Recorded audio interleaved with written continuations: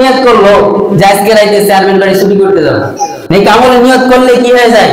সব হয়ে যায়। কমিটি প্রতিপক্ষ বসে এবার নিয়ত করলো যে ইনশাআল্লাহ সমাজ তো দিন দিন উন্নতি হইতেছে, কিন্তু হুজুরদের কোনো উন্নতি নাই। আছে কোনো উন্নতি?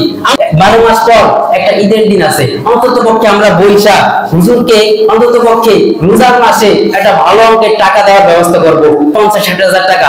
ইচ্ছা করলে সবই হয় কিনা বলেন? আমরা বসে আমার পকেট থেকে তো দিব না, মন থেকে কমিটি পক্ষ বৈশা একটা ইচ্ছা পোষণ করি, দেখি হয় কিনা। যাই হোক, ইচ্ছা পোষণ করলে রব তার ব্যবস্থা করে দিবে। এতটুকু ইচ্ছা যখন ভিতরে নিবে। এখন মনে করেন এক ব্যক্তি আজকে নিয়ত করলো, এই মহল্লার মধ্যে অনেকে যাকাত দেয়, যাকাত দেয় না? এলাকার মধ্যে একজন গণ্যমান্য ব্যক্তিও থাকে, প্রত্যেকটা এলাকার মধ্যে থাকে না? সে নিয়ত করলো যে আমাদের মহল্লার মধ্যে কত গরিব মানুষ আছে, অনেকে যাকাত দেয়, তো এইবার একটা পদক্ষেপ নিব, সকলে মিলে একটা বৈঠক করে যে যাকাতের টাকাগুলো আছে অন্তত পক্ষে আমার মহল্লার মানুষগুলো যেন সুখী শান্তিতে থাকতে পারে সেই ব্যবস্থা করে দিব। কি কইছি বুঝেন নাই? এটা কি গুনার কাজ? আরেকবার নিয়ত করলো যে আজকে রাইতে চেয়ারম্যান বাড়ি ছুটি করতে যাবো, দুই নিয়ত কে কইছে? আচ্ছা, আল্লাহ পাক রব্বুল আলামিন ওই যে ব্যক্তি নিয়ত করলো যে আমি কি করব, এই এলাকার মানুষ সকলকে নিয়ে আমি বৈঠক করে যারা অসহায় আছে তাদেরকে একটু স্বাস্থ্যতা দান করার ব্যবস্থা করব। মুখে যে একটা ইচ্ছা নিছে, রব্বে কারীম বলার সাথে সাথে তার আমল নামায় একটা নেক আমল লিখে দিচ্ছে।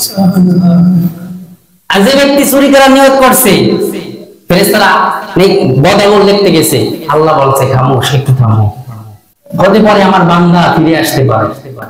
কথার কথা রাত্রেবেলা চুরি করেও ফেলেছে, বদ আমল লিখতে যায়, আল্লাহ বলে ফেরেশতারা একটু চুপ করো, একটু থামো, আমার বান্দা হয়তো তওবা করতে পারে। তওবা করলে আল্লাহ মাফ করেন না? আমার বান্দা হয়তো কি করতে পারে? তওবা করতে পারে। আচ্ছা বলেন তো দেখি, আমি যদি একটা অপরাধ করি, যত বড় ইমাম সাহেব হই না কেন, যদি আপনি এখন গিয়ে মামলা করে দেন থানায় গিয়ে, পুলিশ কি আমার একটু ছাড় দিবে? আমাকে ধরে নিয়ে যাবে না? আল্লাহ পাক রব্বুল আলামিন কত মহান!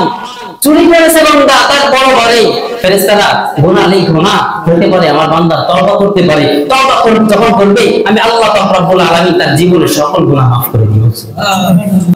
দুনিয়ার মানুষ অপরাধ করলে কেউ কাউকে ছাড় দেয় না, কিন্তু আল্লাহ কত রহমান, কত রহিম, যে বান্দা গুনাহ করার পরেও তার বদ আমল দেখে না।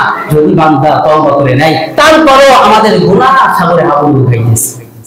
নেক আমলে নিয়ত করলে কি হয়ে যায়?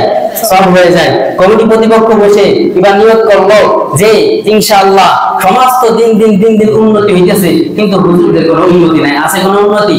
আমরা নিজেরা বসে একটা বৈঠক করব, সারা বছর জাতি হুজুর যে আজ আলহামদুলিল্লাহ তারা খেয়ে দিয়ে মোটামুটি ভালোই থাকে, কিন্তু 12 মাস পর একটা ঈদের দিন আছে, অন্তত পক্ষে আমরা বৈশা হুজুরকে অন্তত পক্ষে রোজার মাসে একটা ভালো অঙ্কের টাকা দেওয়ার ব্যবস্থা করব, 50-60 টাকা। ইচ্ছা করলে সবই হয় কিনা বলেন? আমরা বসে আমার পকেট থেকে তো দিব না, মন থেকে কমিটি পক্ষ বৈশা একটা ইচ্ছা পোষণ করি, দেখি হয় কিনা। যাই হোক, ইচ্ছা পোষণ করলে রব তার ব্যবস্থা করে দিবে।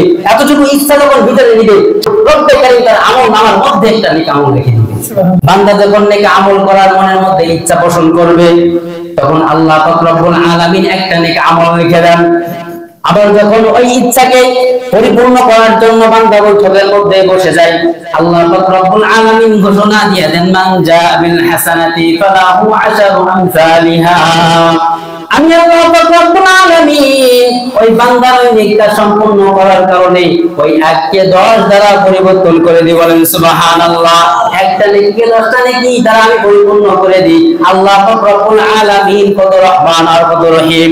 আমি বললাম কিন্তু আল্লাহ পাক রব্বুল আলামিন ভালোবেসে আমাকে 10টা নেকির অধিকারী করে দিলেন।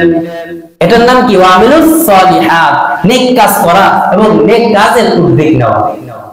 আল্লাহ নিজেই বলেছেন, ঈমানদার যদি হতে হও, ক্ষতিগ্রস্ত থেকে বাঁচতে চাও, জান্নাত যদি পেতে হও, পরকালে সফলতা হতে চাও, তাহলে 4টা কাজ করতে হবে। ইন্নাল্লাযীনা আমানু ওয়া আমিলুস সালিহাত ওয়া তাওয়াসাউ বিল হক ওয়া তাওয়াসাউ বিস সবর। হকের পথে দাওয়াত দিতে হবে। হকের পথে যদি দাওয়াত না দাও, সফল কাম জীবনে হতে পারবে না। এই জন্য তো হাত পাও ধরে বলি, এখন বলবেন আমি হকের দাওয়াত দিব না, নিজে নেক আমল করব, আপনি সফলতা পাইবেন না। অতএব এই 4টা জিনিসের মাধ্যমে কি মানুষের ঈমান পরিবর্তন হয়। আমানু, ঈমান আনার পরে কি করতে হবে? নেক কাজ করতে হবে।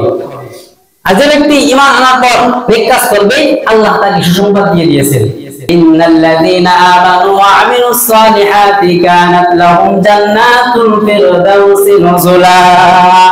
যে ব্যক্তি ঈমান এনে আমল করবে আল্লাহ পাক রব্বুল আলামিন তাকে জান্নাতুল ফিরদাউস দান করে দিবেন, বলেন সুবহানাল্লাহ। জান্নাতুল ফিরদাউস